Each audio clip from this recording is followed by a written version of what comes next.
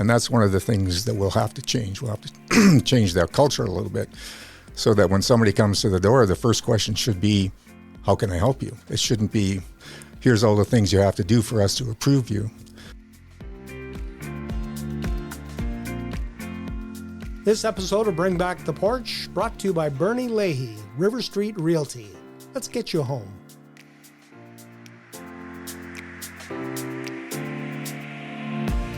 And joining me this morning is Medicine Hat City Council hopeful candidate, Immanual Morritz. Welcome. Welcome. Thank you. Thank you for having me. Now, this is not your first venture into the political arena. No, it is not. I ran for council last time and ended up 10th, I think. 1,287 votes. I did the math. 12. Good math. And I was on the Catholic School Board for 2 terms in 2002 to 2007. And I've worked on the Municipal Planning Commission for a decade, pushing a square rock up the hill.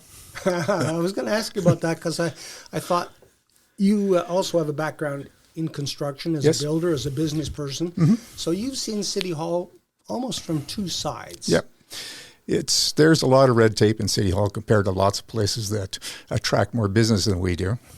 And that's one of the things that we'll have to change. We'll have to change that culture a little bit so that when somebody comes to the door, the first question should be, how can I help you? It shouldn't be, here's all the things you have to do for us to approve you. So that'll be a big step, but it's a cultural change. It'll happen over time. You're going to have to deal with it as a council and tell or instruct your CAO to get rid of some of that red tape.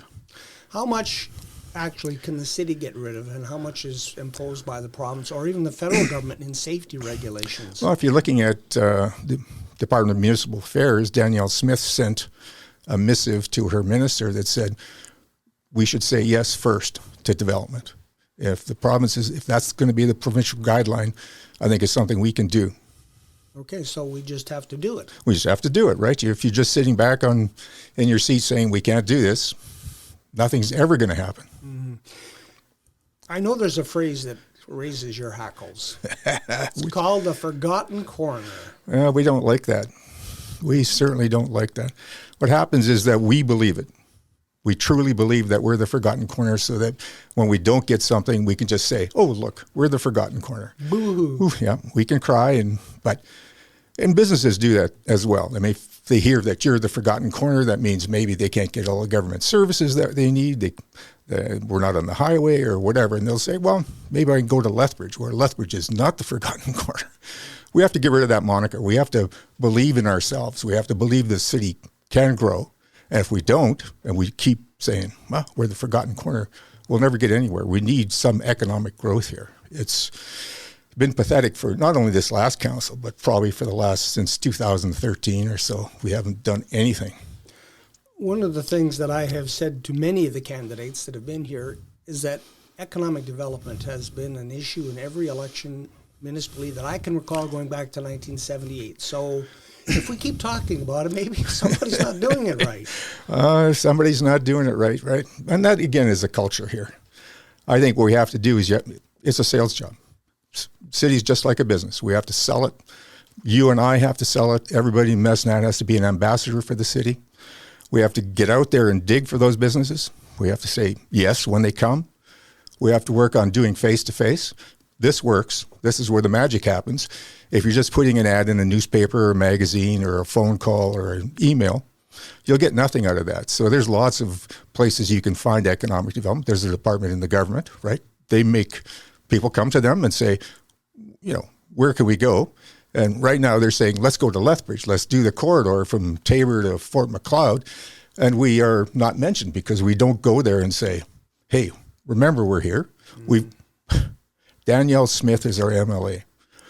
You have to lean on that. It's not going to be your MLA forever. So that's a source for us for economic development. I think during one of the forums, I think it was Ted Clugston who made the comment that a telephone works both ways. We should phone first, right? When I was on the school board, my job was to talk to the Minister of Education. So every couple of weeks I phoned him. Once a month I drove up on my own dime to Edmonton, bought him lunch. Then he knew where we were. We got a school out of it. We got lots of extra things that wouldn't have happened if you didn't talk to anybody. If you're just sitting back and saying, yeah, something will happen, it doesn't happen. This last council didn't talk to Danielle Smith. The council before didn't talk to Rachel Notley because of some political agenda. But whether it's Rachel Notley or Danielle Smith, you have to talk. You have to say, look, we need some economic development. You can help us. It's all about relationships. Absolutely. Relationships work. Face-to-face works. Talking works. Your signs, as I drive by them, and of course you can't really read them too well, but I believe it says fiscal responsibility. Actually, it says, what does it say? It says citizens first. Okay. And it says good leadership. Okay. And council needs to provide good leadership. That means within council you have to provide good leadership. And citizens first is what council's first job is. They work for the benefit of the citizens of Medicine Hat. If you're not thinking of them first and thinking of the city proper or the city, the business that's the city first, you're not doing your job. If something comes to you and it'll work for the city but doesn't work for all of us, you shouldn't be on side. You should make it work for everybody. But they're not doing that. Right now, it seems to me they've been working for the city rather than the citizens. And there will be lots of good leadership with this new council, I think. You're feeling hopeful about that? Well, I'm feeling hopeful, yeah. Yeah, and that's from your interaction with the other 38. Yeah, there's lots of good candidates that some obviously aren't as good. That's how it works. Democracy works that way. Mm-hmm. I think it was the UCLA basketball coach, John Wooden, who used to say, if we all think alike, then nobody's thinking. That's right. So you do need to have a mix. We need dissent. So what happens now is they have consensus. They have a meeting ahead of time. They have consensus. They bring that consensus forward to council, and all you hear is what the consensus was. What you need to hear is you need to hear that dissent. So what happens there, I might disagree. If I disagree, you're going to hear that at council. If you have a point of view, you have to say it to everybody that's there. You say it on YouTube. You say it to the people that are there. And just saying, well, we had consensus. So okay. Nobody knows what's going on now. And that's where the perception of too much business behind closed doors comes. It is a lot of business behind closed doors. And everybody thinks that it's a team. Well, it's not really a team. What it is a collaboration. A team implies there's a coach and we're all following this set agenda. And we shouldn't be. You got 9 independent souls there, 9 people thinking different things, 9 points of view, and you better be honest enough to tell the citizens, that's my point of view. Would you be able to work with people who have opposing views? Oh, absolutely. Opposing views make you smart. You learn a lot of things from opposing views. If you live in your echo chamber, you never learn anything. You just keep repeating the same mistakes or whatever all the time. You go to the doors. You hear a lot of opposing views, and that's where you learn stuff. Just saying to my friends or everybody that I know, this is a great idea, and they'll agree with you, doesn't work in the real world. You got to find out what everybody thinks, and you got to take that forward. I'm pretty good with that. If you've got a better idea, I'm going to ask you first, but I'm going to steal it, and I'm going to use it. That happens in politics a lot. A lot, you bet. Yeah, just take credit for it. No. I give credit. What have you been hearing on the doorsteps from people in Medicine Hat? Well, what's their concern? Their concern is taxation, the electrical utility, whether we keep owning it. They were generally really unhappy with 2 years ago when their prices went through the roof, which was council should have set the rate for us in the city. They were making money at whatever they were selling it at. If we sell to the grid for a ton of money, we're all happy. They're certainly worried about a repeat of the last council. So there's a lot of general unhappiness about the previous council. For whatever reason, it's the past. Let's move forward to something else. Let's not dwell on what happened. Because if you want to dwell on what happened, read the report. There's enough information in there, and you can make a decision from there. They're worried about growth. I mean, for me, one of the reasons I'm doing this is I have grandkids. And I'd really like them to stay, yeah. But you need growth. You need a job for them to stay. One of them might stay because his wife's parents are here, maybe. The other one, he's going to be gone as soon as he can, right? Because he says, well, there's no job for me here, right? The other interesting phenomenon that occurred that, I kind of laughed about at the beginning was Division Avenue. Mm-hmm. For everybody, you knock on the doors in Northeast Crescent Heights, and one of the things that came up was Division Avenue. And I'm going, okay, I use it every day because I live there. I don't manage to make too many of the corners in my truck. So there's a bunch of black marks on the curb. But, you thought, well, you don't use it very often, but they are concerned that it will happen again. It'll happen on 3rd Street Northwest, or it might happen on Kingsway or something like that. As a plan, you're going, so what did you guys do? You went to a conference. This was presented by somebody, and you thought, well, let's try that in Medicine Hat.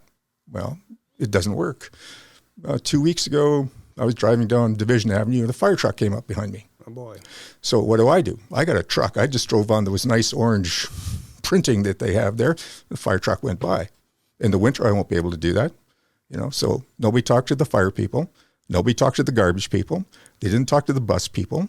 If you have a trailer anywhere in that neighborhood, you can't get off that street. So you're driving on the side streets now. So I'm going, nobody really thought this through, right? So we need to learn from that. Yeah, we need to learn from that. We need to never do it again. It's a problem you can't fix now. There's no way you're going to spend another $2 million to take it apart. If you thought about it, you could have the bike trail on one side, you could have the pedestrian walkway on the other side, and you could have left the roadway because it worked. It's been there since I've been driving, so that's 50 years, right? Mm-hmm. Could have just left it alone. It worked quite well. There was no need to change. I get a kick out of, I think the term they used was traffic calming. But I'm not really certain that's traffic calming. I walk my dog, and the pedestrian walkways have the sign at the pedestrian walkway saying there's a crosswalk here. So you're going, well, that traffic's coming pretty fast, faster than it used to go because they're frustrated. Yeah.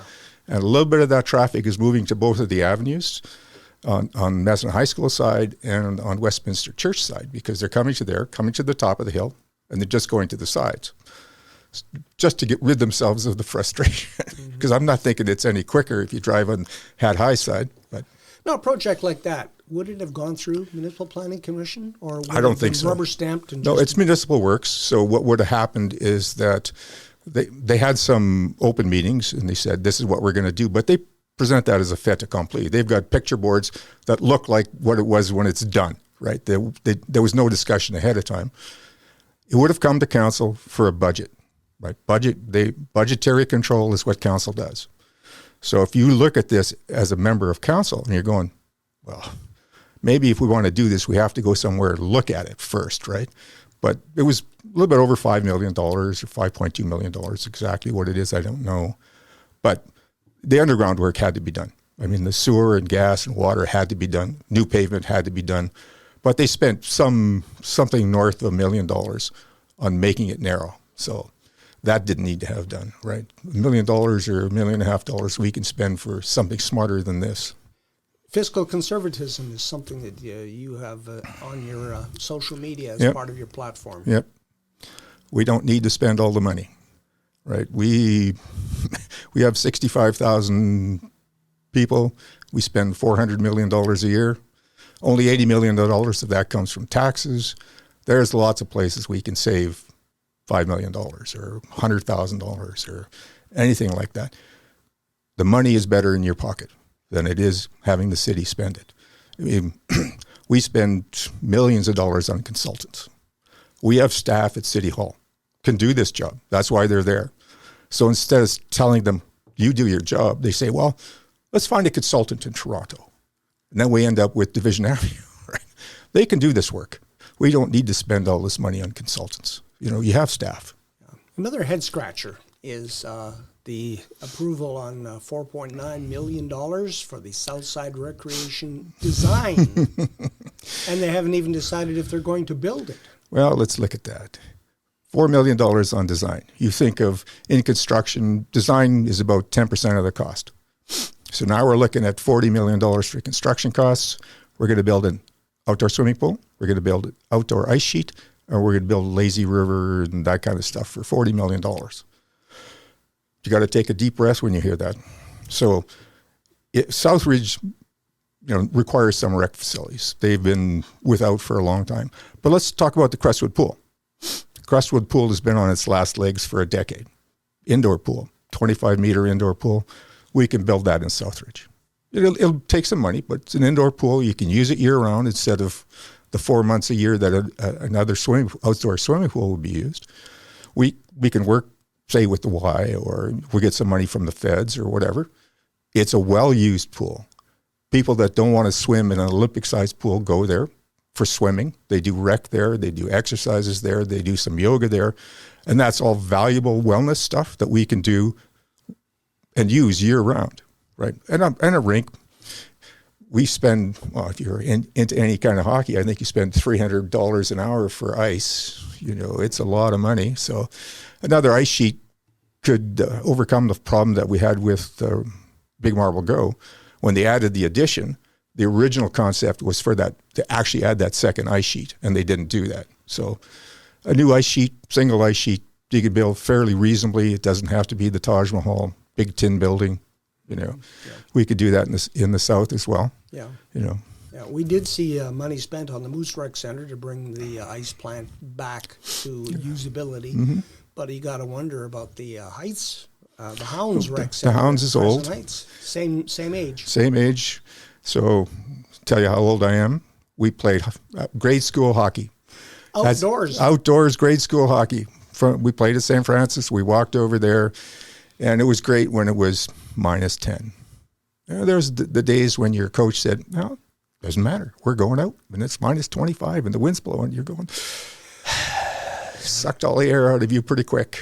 Didn't want to be on the bench in those games. Didn't want to be on the bench, that's for sure. Yeah. But yeah, when we look at property taxes, we've heard some promises that 0% increases. Is that actually feasible? Absolutely.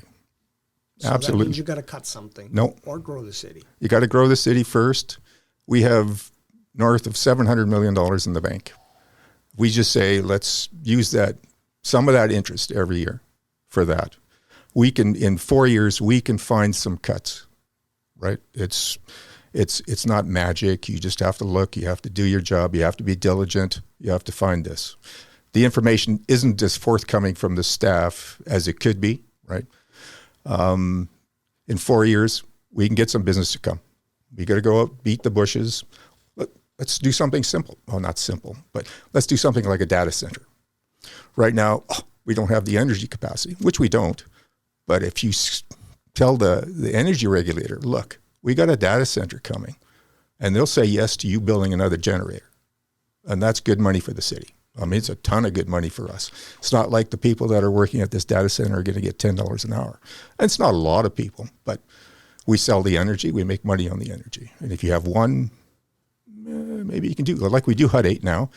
And there's one more whose name I've forgotten right off the cuff, but we have 2 right now. Yeah. They use a ton of energy, and we make money on that. It's not like we're giving it away. So we can do that because we have the ability, because we're a monopoly, to do those things. Yeah, I understand that the infrastructure doesn't exist, though, to service the south end of our city if you were to look out in the southwest corner. Well, we've done a new transformer. They've finally got approval. They got approval now. They'll build it. So we'll have that energy capacity in the south, I think. But if you're going to do a data center, you're going to do it up by Canadian Fertilizers. They've got the generators there, HUD 8's there. You just build another one right next door. And it's not like you have to design a whole new one. We built it. Mm-hmm. We'll just do it again and again if we have to, right? Yeah. I can hear minds talking to their computers right here. Well, what about the Sama Solar project? That's right there. It's power. No, it's not. I mean, I can't run a data center with solar power. I just can't. So my wife and I were in Germany before Christmas. Went to the Christmas markets. My wife just loved that. But you look on every house, every apartment, every building, outhouse, barn had a solar panel. You transferred the responsibility for the energy to the user. So if you have a solar panel on your house, you can use that electricity for virtually nothing. Right? And you can sell your excess capacity back to the city, or you can buy a storage system, a battery storage for your house, and be independent of the grid. Us spending $600 or $700 million on a solar field is perhaps beyond the pale for us. That's a lot of money for 65,000 people for something that's at best intermittent.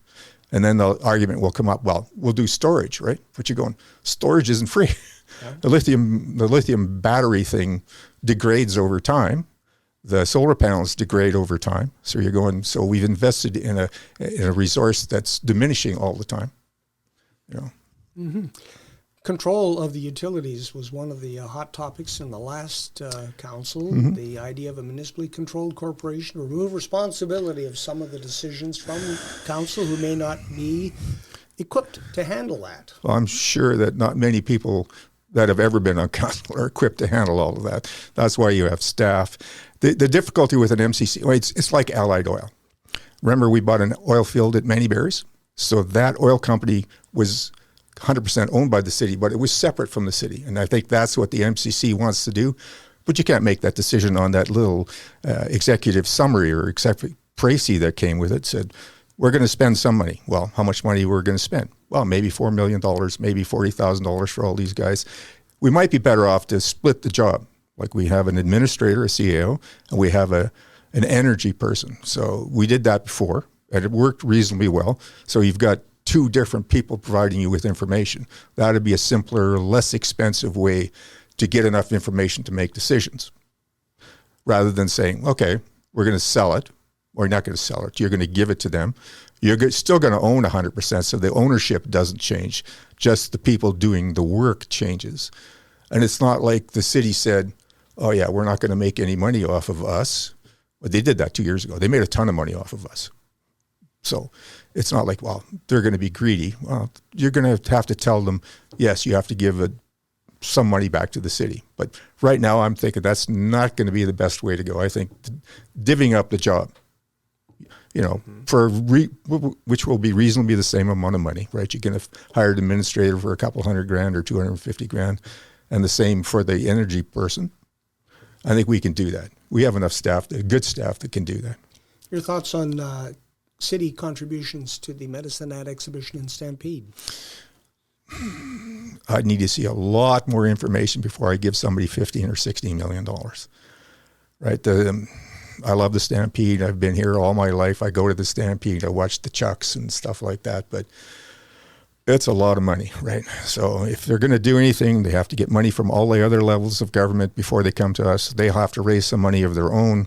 They have to provide financial statements. I mean, if you think about it, you could perhaps move the Stampede someplace else. You could do something with that land. You could sell it for housing or whatever. So there's lots of opportunities. It's a big place in the middle of the city, so I don't know how much money they make. So it's difficult for me to say yes, or it's not difficult to say no unless you have that information. $16 million for the city of Medicine Hat's a lot of money, right? $16 million is 3 years of tax increases. $5 million a year for 3 years. That's $16 million bucks. Okay. All right. What about the situation we see every day in Medicine Hat with the people who have no place to live? If we had a solution, man, we could bottle it, we could give it away. They're here, right? We have to be compassionate. We have to take care of them. Winter's coming. We have to find a way to edge them on with a bigger police presence, So things that they've been doing in Leduc, I think, is that they've started not harassing, but those people that are involved in the crime side, they've picked them up, taken them in, they get released. Next time they pick them up, take them in later in the evening, so maybe they stay overnight. Next time, maybe 2 nights in jail, or in the Huskow for 2 nights. And sooner or later, they'll say, wow, I can go back to Calgary or Lethbridge where they don't do this thing, right? Mm-hmm. So you have to edge them out. I mean, we can't just say, well, we'll throw them on the bus, right? I mean, there's no bus, right? Mm-hmm. So they're here. We have to do the best we can with what's here. There's lots of not-for-profits and those kind of things. The thing up at the old youth hostel was Labor Hall, yeah. Old, youth hostel before. Yeah, in the olden days, yeah. It would have been a step in the right direction, right? You removed them from the downtown. They were going to provide all the services, which was drug rehab, mental health support. They'd feed them, they'd keep them warm, So, I mean, it was a different step. Really, it moved them. I live downtown, so we have that traffic all the time, and generally most of them aren't stealing anything, but they're out, right? They're drug-induced in the night, so it's a difficulty for people. People don't come downtown. Yeah. It actually is not the only place. They transfer out. We did Northeast Crescent Nights again. We did doors out there, and the lady said last night there was a homeless person in my backyard. So it's not just downtown. It's just concentrated down. You see them all the way time, right? So every municipality in North America has homeless people. And there's been no, this is the best solution, this will work. If you do housing first, that's great. It works in Finland because they're all Finnish or something. But, if you're going to do that, you have to have support services there. You can't just say, here's a house, go to the house. You have to have mental health service. You have drug addiction services, right? You have to have all those things in place. And then maybe you have to have the province giving you support because that money isn't coming from us. I mean, drug addiction and mental health issues belong to health. And they should be not downloading it on us, for us, we small cities. They should be doing that work. That's their job. Transparency is another word that's been kicked around a lot. I know you have some thoughts on that. Transparency is a buzzword. Everybody says it, but nobody believes it, right? If you're going to be on council, you have to be honest, right? Whatever your thoughts are, get out there, be blunt, blurt it out, tell everybody what you think. So if you're going to do something on council, you better be forward enough, forthright enough to stand in council chambers and say to everybody that's sitting there, everybody that's on YouTube, this is what I think, this is why I think it. If you're not doing that, you're not transparent. You're just not. They do work in the dark, and they come out and they say something, but that's not transparency. Transparency is seeing that dissent right up front.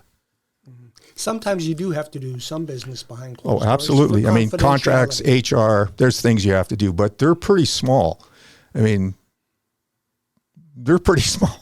Yeah. If you're going to, perhaps fire your CAO, that's a closed discussion. If you're having a contract, if you're doing a contract for millions of dollars with a private company and they don't like you to tell all these things before the deals are made, that's confidential. There's confidential issues for sure.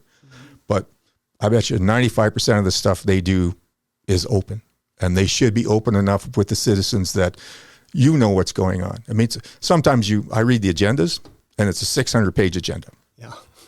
So my wife says, you're just like in college. You take a highlighter, because I print them because I can't do it on the computer, I must admit. So I print them and do the highlighter thing. And then you're listening to them and they're asking questions to council. And I'm going, you didn't read the agenda. It's in the packet. You didn't read the agenda or you didn't understand the agenda. So if you're going to do this job, you better be able to read all this stuff, to swallow it in really quick because it's a lot of information. And if you don't understand the information, ask somebody. There's lots of people where you can get information from. If you don't feel the information provided by the CAO is good enough, you tell the CAO, look, we need more information. Find some of your staff to come in and explain it to us because I can't make a decision with whatever information that you've given me. Yeah. Government speak. Government speak. Yeah, absolutely. Yeah. When I go into the ballot box and I have 39 names and I have 8 votes, why should I spend one for Immanual Morritz? Because I'm good at what I do. So I'm a construction guy. And construction teaches you those things. It teaches you financial proficiency. You got to be able to read your financial statement. You got to be able to know where the money comes from. And really, you got to know where it goes. That's the problem right now with most councils. They know where the money comes from, you and me, but they don't know where it goes. So that's not a good system. You got to be able to do strategic planning because you got a job right now, but you need a job for next year. So you got to be out hunting. You got to know how much money can I spend? Where's my profit going to come from? You got to be able to collaborate because, if you got any kind of site, house, big building, you got 20 or 30 subtrades. Those guys got to work together because they want this job to be finished. They want a good quality job for the owner, and they all want to make money. So there's no goofing around.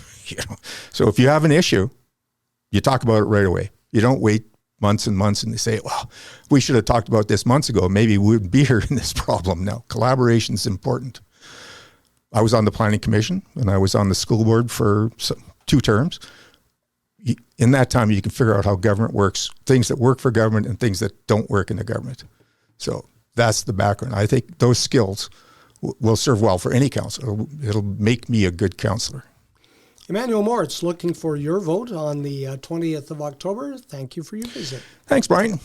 It was a lot of fun.